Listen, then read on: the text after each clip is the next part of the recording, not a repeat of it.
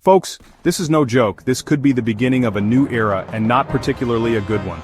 Donald Trump is going full throttle against China with tariffs, threats, and restrictions, a full-blown economic offensive.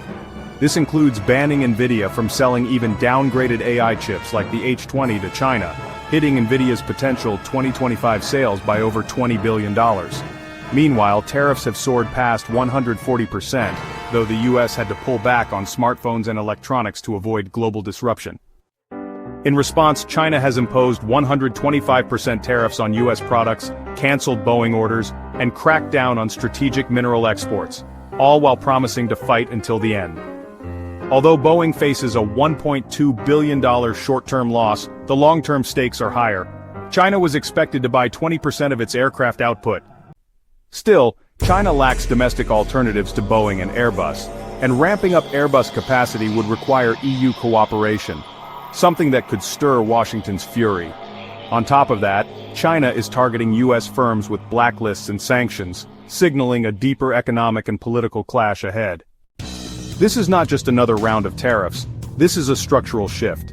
Trump appears ready to decouple the US from China long-term, through tighter investment restrictions and reduced trade dependence. China, for its part, has spent years preparing for this, expanding ties with Asia and Europe, and seeking alternatives to the dollar. Beijing is deepening trade with neighbors, strengthening currency ties, and ramping up foreign investment, like the $4.5 billion invested in Vietnam in 2023.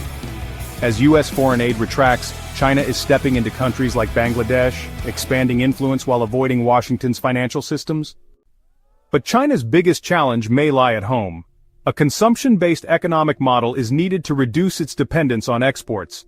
While the US economy is 75% driven by domestic consumption, China's is just 55%. Now, with overcapacity, low wages, and many zombie firms, China is under pressure to boost internal demand. Fast. Stimulus packages, credit expansions, and a $700 billion demand-boosting plan are already underway. Whether it's enough to withstand a new Cold War remains to be seen. But one thing is clear. China isn't backing down, and the global order is shifting fast. Please follow and subscribe for more.